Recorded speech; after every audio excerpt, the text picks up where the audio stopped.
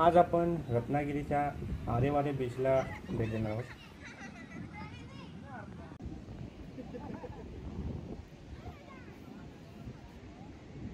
शिव सकाळ मित्रांनो,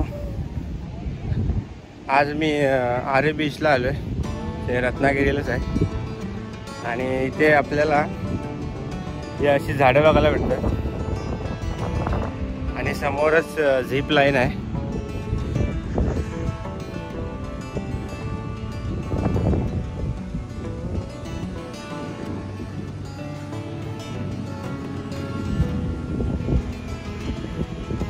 zip line आहे ती समोरून स्टार्ट होते इथून।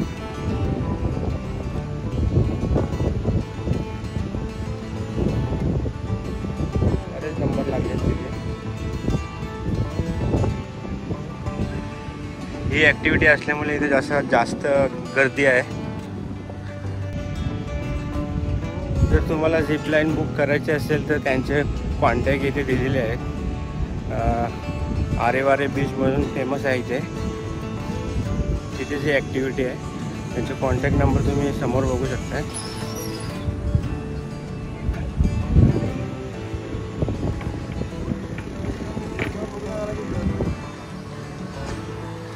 तर मित्रांनो, इथे झिप लाईनचे 600 रुपये पर पर्सन आहे आणि छोट्या मुलांसाठी 500 रुपये पर पर्सन।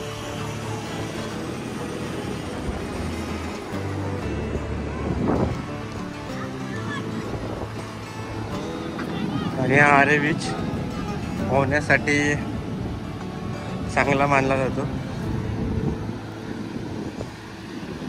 इथे पोहण्यासाठी सेफ आहे आणि एक गाडी फसलेली दिसते आपल्याला समोर।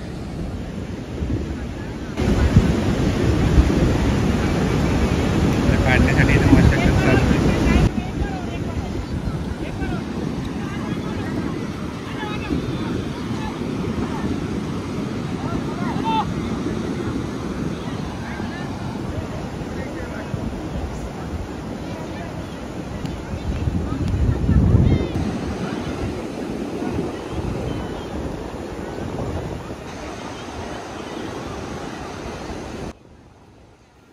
आणि मी या बीचवर आल्यापासून मला बऱ्याच गाड्या या फसलेल्या दिसतात इकडे वालूमध्ये।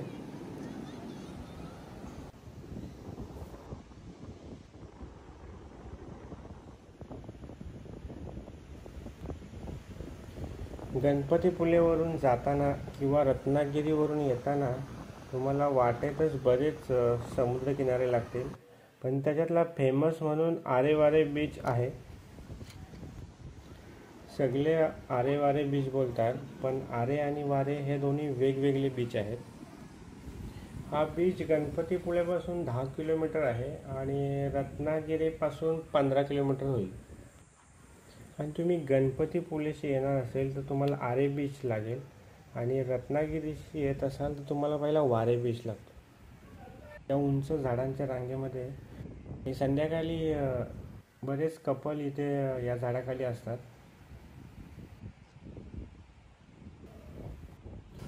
या बीचवर आपल्याला डोंगर आणि सुंदर समुद्र किनारा बघायला मिळतो।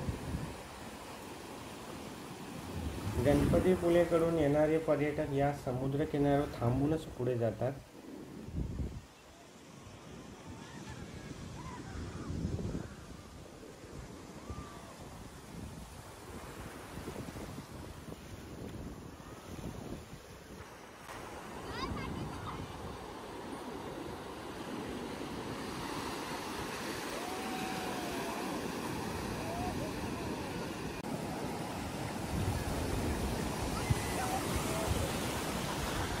तर इथे तुम्ही आलात तर तुम्हाला इथे नाश्त्याची व्यवस्था आहे आणि दुपारचं जेवण पण तुम्हाला इथे मिळतं। तसे बाहेर छोटे छोटे स्टॉल आहे। बीचवर येण्यासाठी रोडवरनंच एक रस्ता गेलेला आहे बीच साईडला। तिथे तुम्ही तुमची गाडी पार्क करू शकता आणि कोणत्याही प्रकारची पार्किंग फी इथे घेतली जात नाही। जशी पार्किंग व्यवस्था हवी आहे तशी व्यवस्था इथे नाही आहे, कारण की CRZच्या बंधनामुळे पर्यटन सुविधा देण्यात आलेली नाही। आणि आजचा पूर्ण दिवस मी या बीचवर एन्जॉय करणार आहे आणि इकडेच माझा टाईम स्पेंड करणार आहे.